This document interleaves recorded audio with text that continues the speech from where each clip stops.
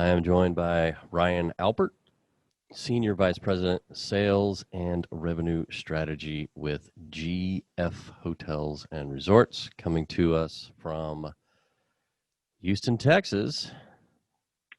He's close but far. How are you? That's right. Well, thanks for having me on. I appreciate the opportunity. It's great to connect. I wish we were doing so in person, but I know we're probably a couple of miles away, and that's a long trip in Houston, so this will work. Yeah. So how have you been? How have you been throughout the pandemic? Yeah, doing good. And I'm sure like you, there's been so many ups and downs, to say the least, right? It's, first and foremost, as a country, we lost so many people throughout the pandemic, and it really puts things in perspective. But, we've been resilient, and we've been leading with empathy and authenticity, and it's continuing to be our North Star. So we're hanging in there. That's for sure. And throughout the time, our company's experienced a lot of growth, and on the backs of doubling down on some resources, both at our corporate office as well as in the field. So it's been going well. We're down here this past couple of days focused on some training and development, and we've been putting a lot of emphasis on that and evolving a lot of our SOPs to be New World ready, and that's been working out very well for us. But as you know, each and every week there seems to be a new trend or a change in local restrictions that we're navigating, and we're doing so as one team. It's been a really collaborative effort, but a lot of silver linings have come out of the past 18 months, that's for sure. Well, glad to see you traveling. Yeah, Texas is open. Texas and Florida. That's right. That's right. Oh man. So tell us about GF. What does that look like?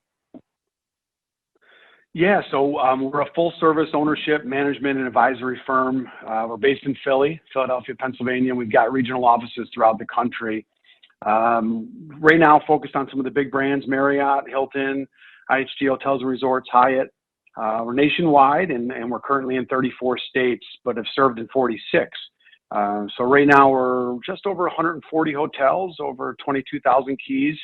But we've managed over 600 in our 30 years in business, and right now split, I guess, almost equally, but about 50 Hilton branded hotels and 30 plus Marriotts. But we're continuing to evolve that and doing a lot of consultancy work and advisory work as well. So things are going well for us. You don't always see sales and revenue in the same title, so break down your role for us. Yeah, it's a good question, and I think when you look at those worlds and how they've collided over the past 10 years or so, I think as a sales leader as well as a strategist, everything kind of somewhat revolves around that top line, and I think the motivation and when you're looking at culture and how that articulates into top line revenue, I think has been a really interesting blend. But we've done a good job of building some teams on both sides of the coin, and they've really merged those worlds very well. So. Yeah, I mean, we're looking at ways to drive revenue, whether it be, on the revenue side as well as the sales side, whether direct sales or revenue strategy, e-commerce, those worlds have just been blended together. So, who reports up to you? Is the revenue management team, the sales team? How does that look? Yeah. So we have a RevMax team. We're at right now 7 or 8, and we've got 2 vice presidents of sales and marketing.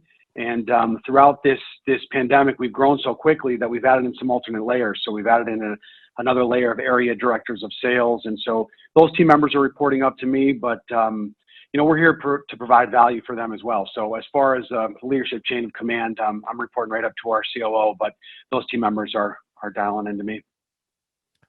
How has there been? Talk to us about the adjustment. I mean, everyone's had to make some kind of adjustment. You just kind of explained that you've kind of changed the org chart a little bit, but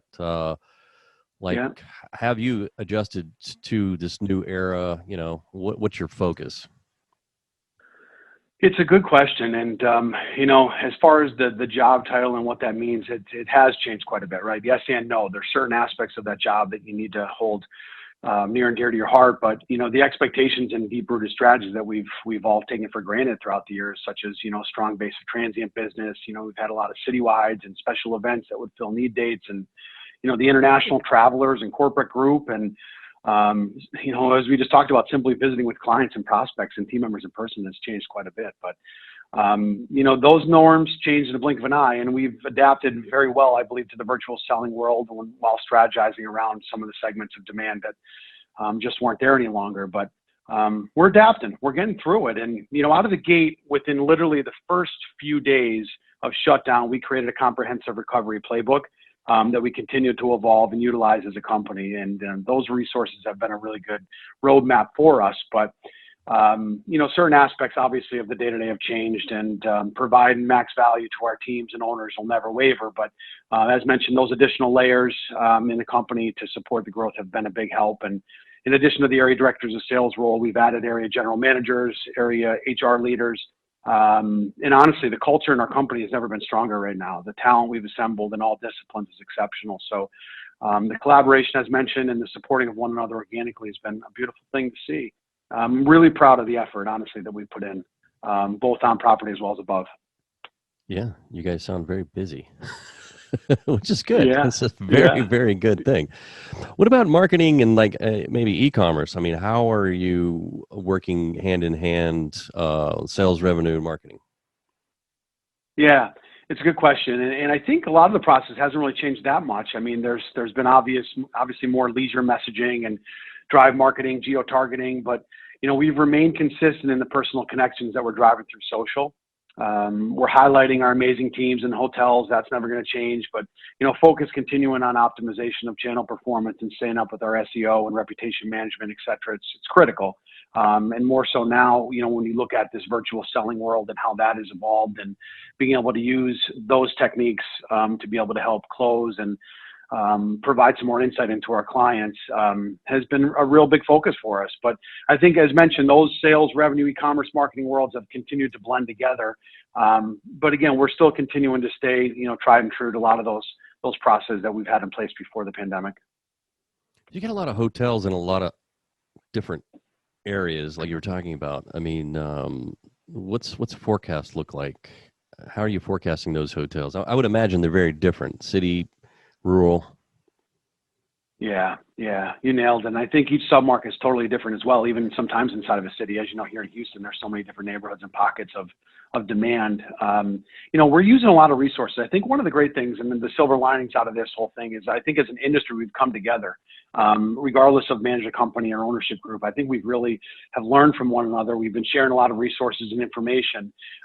With all those resources out there, we've been really looking at the short-term, hyper-focus on the short-term, day-to-day trends in each of these markets. And we've been kind of digging into a lot of the root causes as to why certain rate categories are performing the way they have. And, there's a lot of resources from that sub-market channel performance perspective, but the brand resources have been excellent. The support that we've gotten from there has been really strong, and very talented teams amongst all disciplines continue to drive a consistent forecast for our owners. So, cash flow, as you can appreciate, from that standpoint, the accuracy of the forecasts are just mission critical. But with the labor struggles and some of those things and the uptick in demand, it's really important now more than ever to really be hyper-focused on those specific trends in each category. So we've been trying to reduce as many obstacles as possible for our teams, but the resources that we've been using have been immense, and there's been a lot of them, and it's all different, as you mentioned, based on market and team level. But we've been doing okay. I'll tell you, from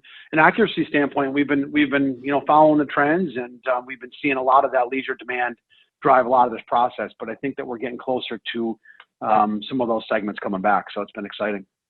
Good. We got about 30 seconds. Any advice for hoteliers as we wrap up?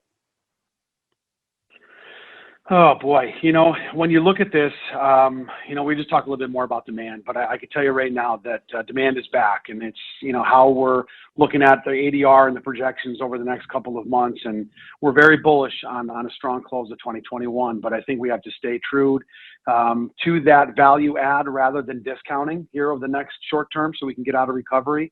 But I think leading our teams, with authenticity and providing a lot of training and value opportunities for team members to grow, I think is going to be critical. And, I just think staying in the moment, focused on, the day in and day out is going to be the secret sauce. You can't look too far ahead and you can't look too far behind. But if you stay in the moment and stay in the day, I think we'll find a lot of success in the future. All right, Ryan, thank you for joining me. All right. I appreciate it, Jason. Thanks so much for your time. You bet.